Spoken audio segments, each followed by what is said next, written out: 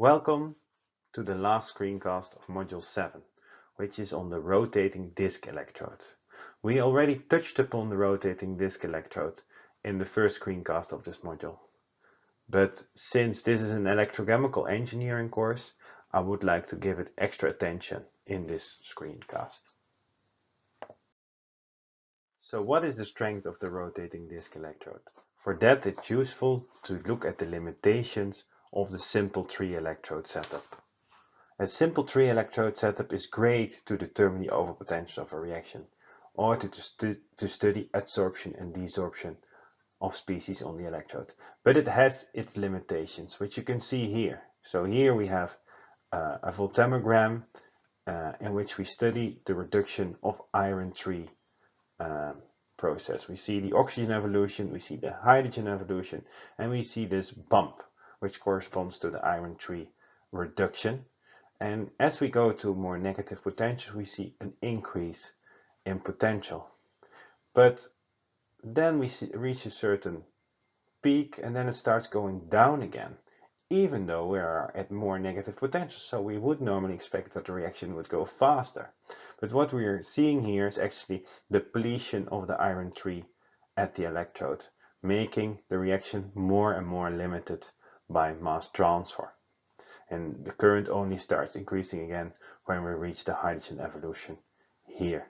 So this is really, if you're studying such a reaction where mass transfer plays a significant role, you're really limited with the simple 3-electrodes system, and then it's useful to move towards a rotating disk electrode. I already showed you a picture of a rotating disk electrode setup in the first screencast, but let's now take a closer look. We still have a 3-electrode setup. In the middle, a working electrode, and where we have a reference electrode and a counter electrode. But now this working electrode is connected to a big rotor. And this obviously is the reason for the name of rotating disk electrode. And here you can see some of these electrodes that can be hung inside the solution. So it's still a 3-electrode setup, but now with a rotating electrode. As I mentioned in the first screencast of this module, the liquid flow towards the rotating disk electrode is very well described. You can basically mathematically solve that, and because of that you can also mathematically describe the mass transfer towards the rotating disk electrode, and as a result you can derive an equation for the limiting current density towards the rotating disk electrode, and that's this equation.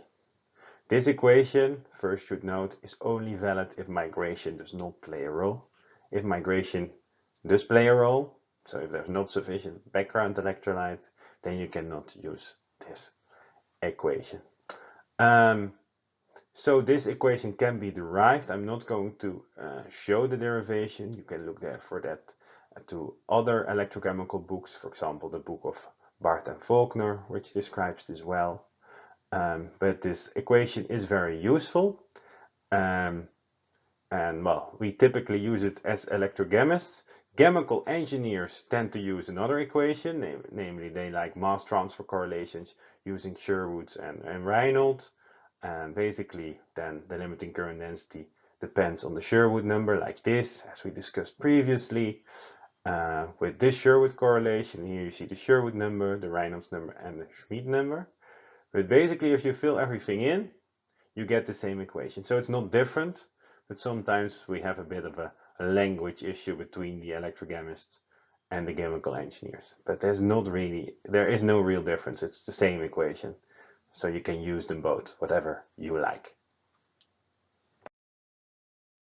Now, what does the voltammogram look like with the rotating disk electrode? Let's first look again at the voltammogram without rotation. Then we saw this. So we had the iron reduction. We reached a certain peak, then it started going down because of local depletion of iron 3 near the electrode. Now, if we turn on the rotating disk, we see that we go to much higher current densities, and we stay at a plateau because the mass transfer towards the electrode is constant. There's no local depletion, and the higher the rotation, the higher the mass transfer rate, and hence also the higher the current density. Now, what can you use this for? You can use it to determine the diffusion coefficient of the reacting species, because when you do the measurements, you measure the current density, and obviously you should know the concentration you have put into your system, you know the viscosity, you know the rotation rate. So from this equation you can then deduce the diffusion coefficient of the species towards the electrodes, and this can be very useful if you want to later, for example, do the same reaction in a parallel plate setup, because then you already know the diffusion coefficient, so you can already start calculating what to expect in such a parallel plate system with regard to, for example, current density. Now, to practice a bit with the calculation of the diffusion coefficient, I recommend you to carry out quiz question 7.3. But we can do more with the rotating disc electrode. Namely, you can also use it to gather kinetic information. And this is especially useful for systems where your reaction is limited both by mass transfer as well as by kinetics. And if we go back to the voltammogram, that's basically the region prior to the plateau. In this area we have kinetic limitations and we have mass transfer limitations. And how does that work? It basically means that the concentration is at the electrode is not zero, but it's also not the same as in the bulk. So there's some mass transfer limitation, but there's also a kinetic limitation. And so the current density is determined both by this mass transfer part and as well as the kinetic part. And as said, we have a certain surface concentration of the reacting species. Now, I'm just going to show you how you can derive kinetic information from a rotating disc electrode in the next few slides. So, step one in this process is that you have to do your measurements. And these measurements are basically depicted here. It's very similar to what I showed on the previous slide now, and only it's an oxidation reaction where you see the plateaus increasing with the rotation rate. Now we're going to convert this graph. Now we plot the current density as a function of the square of the rotation rate for different potentials. And what we can see here is that for very high potentials, we get a straight line going through the axis to 0, 0, and that you can use to deduce the diffusion coefficient. But now we also have these other lines that, as we said, have a mixed mass transfer and kinetic limitations, and you can say that at very low rotation rates it's especially limited by mass transfer, and at very high rotation rates is mostly limited by kinetics.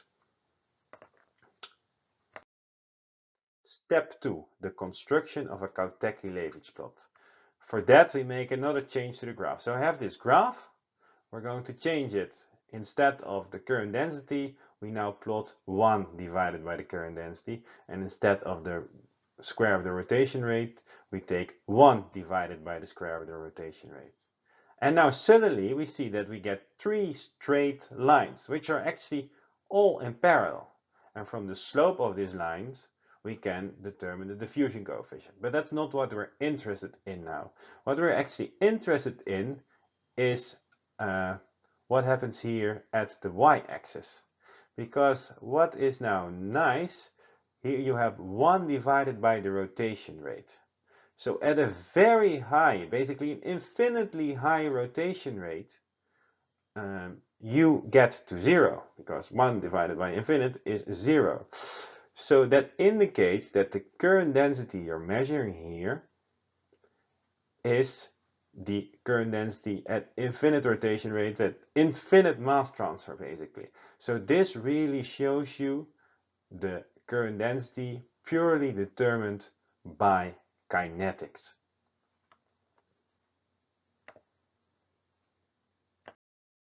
Step 3. Extract the kinetic information. As said, for that we need to look at the y-axis, where the lines cross the y-axis. So we have the green line, which crosses here, the red line, which crosses there, and the blue line. Now the blue line is not very useful. It's recorded at a high potential, and it is high potential. The kinetics are very fast, so fast that the line crosses 0, 0, which basically means almost infinite current density. And from an infinite current density, you cannot really get any useful kinetic information. So we have to look at the green and the red line. And those we can plot in the graph on the right, where we plot the logarithmic of the current density as a function of the potential. Now, ideally, we would like to have more than 2 data points, but this is just an example. So you have 2 data points, you can make a line through there, and this line now corresponds to the tafel slope of the reaction. And if you now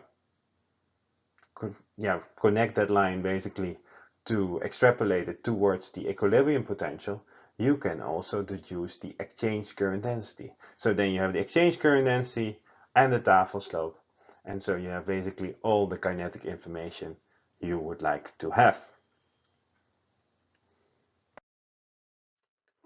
A special type of rotating disk electrode is the rotating ring disk electrode. That one you can see depicted here. It not only has a disk, but it also has a ring around it. And before you go any further, I would recommend you to carry out quiz question 7.4, so you can think yourself a bit about what the purpose of such a ring could be. Now hopefully you carried out the quiz question. If not, please stop this video and do it. If you are too lazy, I'm going to tell you the answer now. Namely, it is that the purpose of the rotating ring disk is to determine the selectivity of a reaction. And I'm going to explain the working principle here. So the example includes a reactant A, which can react to either B or C in this reaction. Now, if we can design a good ring system, what we need is that on the ring we apply a certain potential, and at this potential B can react back to A, while C cannot react back to A. Now, what happens now? The products B and C move towards the ring because we have the flow in that direction, and B, as I said, can be converted and C is not. Now you can imagine if we have mainly selectivity towards reactant B, we can see a relatively high current density on the ring. If we mainly have reaction towards reactant C, or towards product C, then we see a low current density on the ring. So this gives us really information on the selectivity. We can even quantify it because typically for a rotating ring disk electrode, you can determine the collection efficiency. The collection efficiency is basically the part of the products that make it towards the ring and not are lost in solution somehow. So normally about 25% of the products you form here is typically can react at the ring. The other 75% go into solution.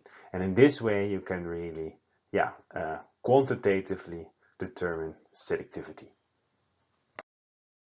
Well, that already brings us to the end of module 7, and here are the key takeaways. So the first takeaway is that there are a number of different electrochemical laboratory setups. The most commonly used is the 3-electrode cell, but there are other ones, so it really depends on the purpose which one you should use. Then the most commonly used electrochemical technique is the cyclic voltammogram. Then we have the rotating disk electrode, which allows you to separate kinetics and mass transport.